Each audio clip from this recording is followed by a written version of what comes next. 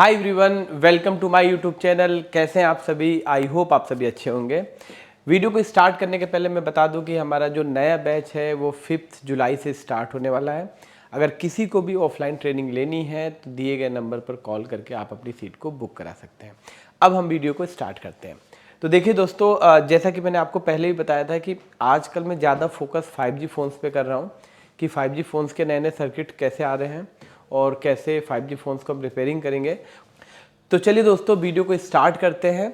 आज का ये वीडियो काफ़ी इंपॉर्टेंट होने वाला है क्योंकि आज मैं जो टॉपिक लेके आया हूँ, अगर आप पूरे YouTube में उठा के देखोगे तो ये टॉपिक आपको शायद नहीं मिलेगा और ये प्रॉब्लम काफ़ी आ रही है आजकल के फ़ोनों में। इसीलिए मैंने सोचा कि इस टॉपिक पे एक वीडियो बनाया जाए।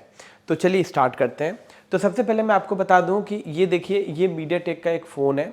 आप देखोगे मीडियाटेक के जितने भी 5G फ़ोन्स आ रहे हैं, मीडियाटेक के स्पेशली, मैं क्वालकॉम की बात नहीं कर रहा हूँ, उसके अंदर एक आईसी स्पेशल यूज़ हो रही है जिसका नंबर ज़्यादातर ये वाला होता है। देखिए मैं आपको दिखा देता हूँ, ये वाला देखिए, मीडियाटेक में एक आईसी यूज़ हो रही है जो थंबनेल में भी आपने देखा होगा। इसका नंबर है MT6315। ठीक है, ये आईसी बहुत इंपॉर्टेंट रोल प्ले कर रही है, इसीलिए इस टॉपिक के बारे में वीडियो बनाना जरूरी हो गया था। तो चलिए मैं आपको इस आईसी के बारे में बताता हूँ। देखिए, जब भी कोई डेड फ़ोन आता है तो आप लोग ने देखा है कि ज़्यादातर हम फोकस किस पे करते हैं। ज़्यादातर आप लोग शॉर्टिंग देखते हो या फिर सीपीयू को रिवॉल्व करके देखते हो या पावर आईसी पे काम करते हो, है ना। कुछ वोल्टेजेस हम चेक कर लेते हैं, ठीक है। लेकिन आपने कभी फोकस किया है कि जो हमारी पीएम होती है, पावर आईसी, जैसे ये वाला फ़ोन है, देखिए ये मीडियाटेक का फ़ोन है, रेडमी नोट 10 5G, और इसके अंदर देखिए यहाँ पे एक पावर आईसी लगी है MT6365। ठीक है, ये मेन पावर आईसी है और इसके नीचे ना कुछ चमकीली कुछ आईसियाँ लगी हैं, ये छोटी छोटी आईसियाँ। तो कई बार हम टेक्नीशियंस ये जो छोटी छोटी आईसीज है ना, इस पर ध्यान नहीं देते हैं। हम सोचते हैं कि डेड फ़ोन है तो हो सकता है पावर से दिक्कत हुई होगी, या एमएमसी या सीपीयू को रिवॉल्व मार देते हैं। लेकिन मैं आपको एक ना बहुत हिडन ट्रिक्स बता रहा हूँ कि ये आईसियाँ भी रिस्पॉन्सिबल होती है अगर आपका सेट ऑन नहीं हो रहा है। तो अगर ये आईसियाँ ख़राब हो जाए तो आप 10 बार सीपीयू रिवॉल्व कर लो, पावर आईसी रिप्लेस कर लो, लेकिन फिर भी आपका सेट ऑन नहीं होने वाला है। तो उसी सीरीज़ में ये आईसी है 6315। तो अब हम पढ़ते हैं 6315 के बारे में। तो देखिए, आप मीडियाटेक का कोई भी फ़ोन 5G खोल लो, ठीक है, चाहे उसके अंदर 6365 लगी हो MT या 6359 लगी हो, ये नई नई पावर आईसी है 5G की, उसके साथ ये वाली आईसी जरूर मिलेगी आपको। आप आज के बाद ना जब भी कोई 5G फ़ोन रिपेयर करना मीडियाटेक का, तो देखना आपको एक आईसी मिलेगी MT6315। ये किसी भी फ़ोन में एक भी हो सकती है, दो भी हो सकती है और तीन भी हो सकती है, वो डिपेंड करता है उसके प्रोसेसर के ऊपर। ठीक है, अब आप सोच रहे होंगे कि मैं बार बार इस आईसी का नाम क्यों ले रहा हूँ, आखिर ये काम क्या करती है। तो मैं आपको एक चीज़ बताता हूँ। आप लोगों ने क्वालकॉम के फ़ोन तो रिपेयर किए होंगे, क्वालकॉम चिपसेट के फ़ोन। मैं एक एग्जांपल आपको दिखाता हूँ।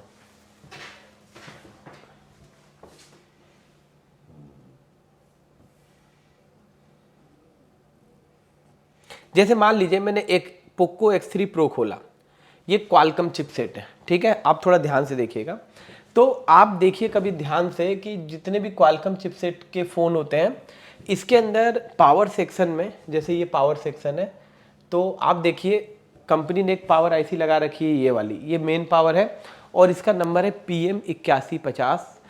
कंपनी ने दूसरी पावर आईसी लगा रखी है, इसका नंबर है PM8150L, और कंपनी ने एक और पावर आईसी लगा रखी है जिसका नंबर होता है 8150B। तो इस फ़ोन के अंदर कंपनी ने आप देखोगे 3 आईसियाँ लगा रखी है पावर सेक्शन में, एक ये तीसरी है 8150B।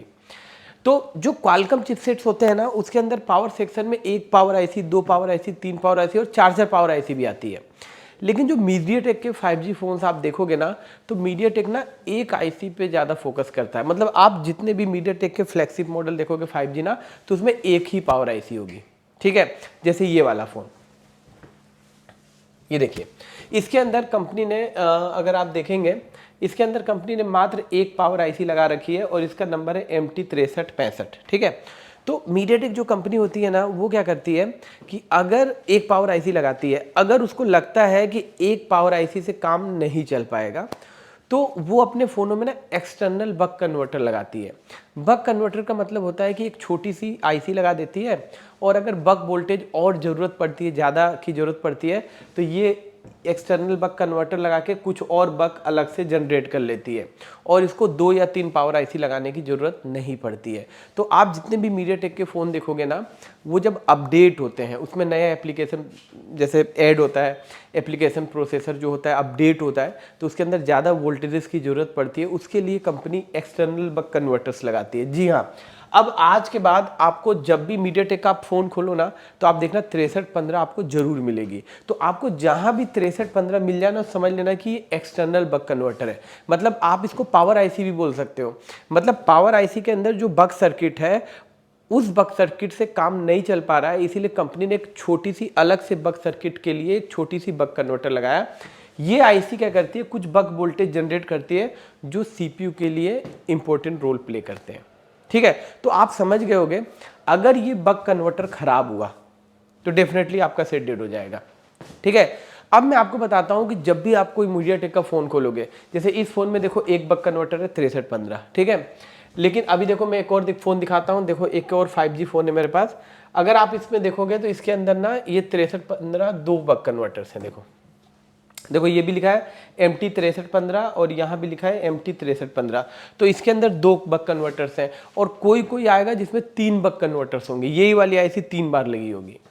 ठीक है, तो इस पे मैं फोकस इसीलिए दे रहा हूं कि आजकल जितने भी मीडियाटेक के फोन आते हैं ना 5G, जैसे वाटर लॉगिन हो जाते हैं, पानी में गिर गया, तो क्या होता है, पानी इन आईसीयू के अंदर जाता है और ये आईसीयां इनिशियल डैमेज हो जाती है, इनकी बॉल्स डैमेज हो जाती है और सेट आपका डेड हो जाता है। और हम इन पे फोकस नहीं करते, हम पावर आईसी पे काम करते हैं, सीपीयू पे काम करते हैं, वगैरह वगैरह इधर उधर काम करते रहते हैं, लेकिन हम इन आईसीओ पे फोकस नहीं करते हैं।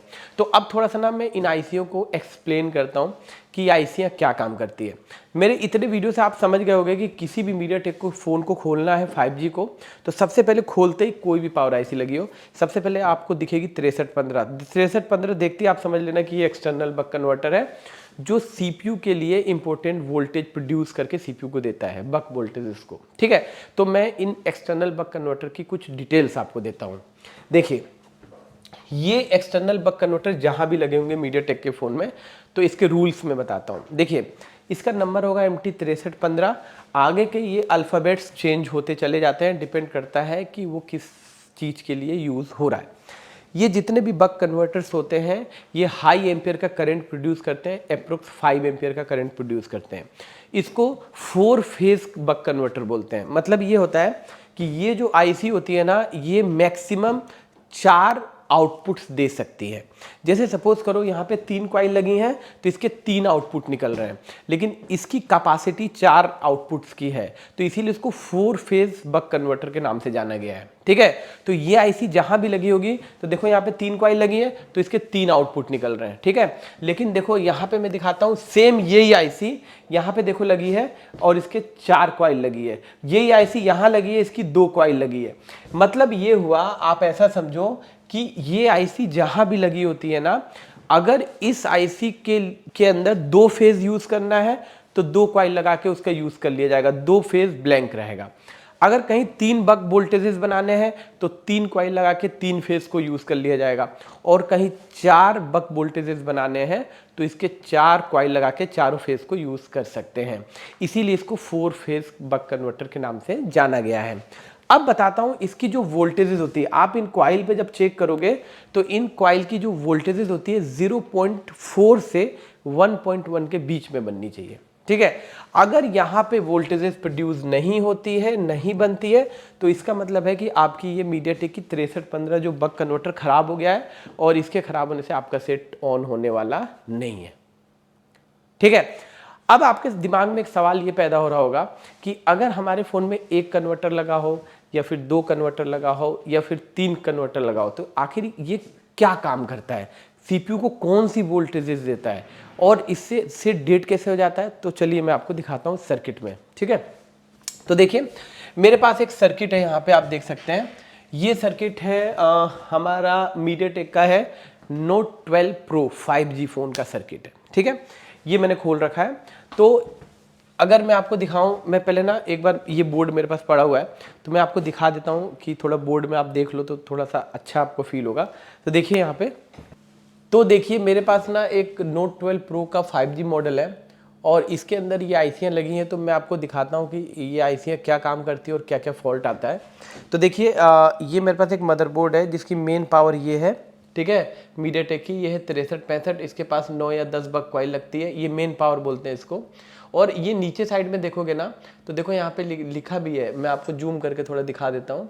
यहाँ देखो, यहाँ पे लिखा है भी ये MT6315, यहाँ पे देखो MT6315 लिखा हुआ है। और इधर भी देखोगे तो यहाँ पे भी देखो ये MT6315, तो 2 आईसी लगी है MT6315, ठीक है।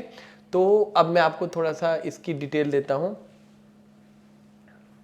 देखो ये वाली जो MT6315 है ना, इसके पास 1 2 3 बक कॉइल है और ये वाली जो MT6315 है उसके पास भी 1 2 3 बक कॉइल्स हैं, ठीक है। तो जब भी आप किसी डेड फ़ोन को रिपेयर करो ना तो चार्जर लगाओ और इन कॉइल्स पे चेक करो, इस पे भी 0.4 से 1.1 के आसपास आना चाहिए, इस पे भी, इस पे भी, इस पे भी, इस पे भी और इस पे भी, सभी कॉइल्स पे 0.4 से 1.1 के बीच में आना चाहिए। अगर यहाँ पे बक कन्वर्टर वोल्टेज नहीं बनाता है तो हो सकता है कि ये बक कन्वर्टर इनिशियली ख़राब हो गया हो, तो इसको आप विशेष ध्यान रखना। तो देखो 2 आईसी लगी है, तो इस मॉडल का सर्किट मेरे पास अवेलेबल है, तो मैं अभी आपको एक्सप्लेन करता हूँ कि ये 2 बक कन्वर्टर लगे क्यों हैं, ठीक है, इसको हम समझते हैं। तो आप देख सकते हैं कि यहाँ पे एक बक कन्वर्टर ये है और एक बक कन्वर्टर यहाँ पे लगा है। तो मैं बताता हूँ क्या काम करता है। मैंने इसको किया कॉपी, आप देख सकते हैं इसको मैंने कॉपी किया और इसको स्कीमेटिक में जाके मैं यहाँ पे कर देता हूँ पेस्ट। तो मैंने ऑलरेडी पेस्ट किया हुआ है। तो ये बक कन्वर्टर है, ये वाला बक कन्वर्टर है। तो आप थोड़ा ध्यान से देखिएगा, यहाँ पे देखो लिखा भी है MT6315 4 फेज बक कन्वर्टर और देखो यहाँ पे लिखा है GPU। मतलब इसका मतलब ये हुआ कि हमारा जो CPU होता है, ठीक है, तो हमारे CPU के अंदर जो GPU सेक्शन होता है जो डिस्प्ले के लिए होता है, ठीक है, उस सर्किट में इसकी बक वोल्टेजेस यहाँ से प्रोड्यूस होके जाएंगी तो CPU के GPU के कोर को भी ऑन करेंगी और फ़ोन के प्रोसेसर में और भी पर्टिकुलर वोल्टेजेस को भी फुलफिल करेंगी, ठीक है। तो यहाँ पे आप देखो, यहाँ पे ये कन्वर्टर सबसे पहले यहाँ पे देखो एक वोल्टेज बनाता है, यहाँ देखो मॉडेम की, ठीक है। तो यहाँ पे ये जो मॉडेम की वोल्टेज बनेगी DVDD मॉडेम, ये GPU के लिए भी इम्पोर्टेंट रोल प्ले करेगा। और मॉडेम यानी जो अभी लेटेस्ट प्रोसेसर आते हैं ना 5G के मीडियाटेक के, उसमें ना जो होता है अपना 5G बैंड होता है ना, जो नेटवर्क सेक्शन होता है उसका 5G जो कोर होता है, प्रोसेसर होता है, मॉडेम होता है, उसके लिए भी एक इम्पोर्टेंट वोल्टेज होती है जो CPU के अंदर जाती है। तो यहाँ पे 0.4 से 1.1 के बीच में बननी चाहिए और इस लाइन में 2 कॉइल लगी है। 2 कॉइल का मतलब है कि 2 कॉइल आपस में जुड़ी होती है, जहाँ पे हाई एम्पियर का करंट चाहिए वहाँ पे 2 कॉइल आपस में ज्वाइंट होती है। फिर एक और देखो बक बनती है, यहाँ पे आप देखो एक और कॉइल लगी है और यहाँ भी जो बनती है DVDD SRAM मॉडेम, ठीक है। तो ये 3 कॉइल मैंने आपको दिखाया था लगी थी, तीनों पे बननी चाहिए 0.4 से 1.1 के बीच में। अगर इसमें कोई भी एक भी वोल्टेजेस अगर ड्रॉप हुई तो आपका फ़ोन ऑन नहीं होगा। और इस बक कन्वर्टर से एक फॉल्ट और आता है, मैं बता दूं, इस बक कन्वर्टर से मैंने कई बार देखा है ड्राई होने से एक फॉल्ट आता है कि नेटवर्क फुल आते हैं लेकिन कॉलिंग कनेक्ट नहीं होती है। ये भी आपको याद रखना, अगर इसमें फॉल्ट आता है, कई बार मैंने देखा है वाटर डैमेज फ़ोन आते हैं, तो अगर ज़्यादा पानी नहीं, ड्राई हो जाती है आईसी अंदर से, तो कॉल नेटवर्क फुल आते हैं लेकिन कॉल कनेक्ट नहीं होती है, ठीक है। और 5G सिग्नल भी आने में दिक्कत करता है, तो आप इसको याद रखना। तो आप इस तरीके से बोल सकते हो कि ये जो बक कन्वर्टर होता है, एक बक कन्वर्टर मॉडेम की वोल्टेज बनाता है 0.4 से 1.1 और ये CPU पे जाती है, और दूसरी वोल्टेज बनती है DVD SRAM मॉडेम की वोल्टेज, ये भी होती है 0.4 से 1.1, ये भी CPU पे जाती है। अगर इसमें से कोई भी वोल्टेज ड्रॉप मारती है तो उस कंडीशन में CPU को प्रॉपर वोल्टेज नहीं मिलेगी और आपका प्रोसेसर टर्न ऑन नहीं होगा। दूसरा, नेटवर्क से भी रिलेटेड फॉल्ट आ सकते हैं। अब मैं दूसरा बक कन्वर्टर की बात करता हूं। तो देखिए दूसरा बक कन्वर्टर यहां लगा है, तो देखिए मैंने इसको कॉपी किया, ठीक है, और जब कॉपी करके मैं यहां पे फिर पेस्ट करता हूं यहां पे, ठीक है, तो यहां पे देखो लिखा है 4 फेज बक कन्वर्टर, एकदम सेम वही कन्वर्टर है लेकिन ये अलग से लगा है। और 4 फेज लिखने का मतलब है ये भी 4 कॉइल मैक्सिमम हो सकती है, लेकिन इस कन्वर्टर के अंदर कंपनी ने 3 कॉइल ही यूज़ किया है। तो देखो इस कन्वर्टर में यहाँ पे देखो पहली वोल्टेज देखो यहाँ से निकल रही है, 2 कॉइल के थ्रू पहली वोल्टेज बन रही है, इसका नाम है DVDD प्रॉक बी, और ये भी CPU की बहुत इंपॉर्टेंट कोर वोल्टेज होती है, और ये भी वोल्टेज होती है 0.4 से 1.1 के बीच में। अगर ये वोल्टेज नहीं बनती है तो पक्का आपका फ़ोन ऑन नहीं होगा, टोटली लो बूटिंग पे डेड रहेगा। और दूसरी वोल्टेज बनती है देखिए DVDD प्रॉक एल, ये भी प्रोसेसर की कोर वोल्टेज होती है 0.4 से 1.2। ठीक है, तो इसका मतलब ये हुआ कि आप डेफिनेटली समझ गए होंगे कि आज के बाद जब भी आप मीडियाटेक का कोई भी फ़ोन रिपेयर करें तो डेफिनेटली आप पहले BPH चेक करते हो और फिर बग चेक करते हो।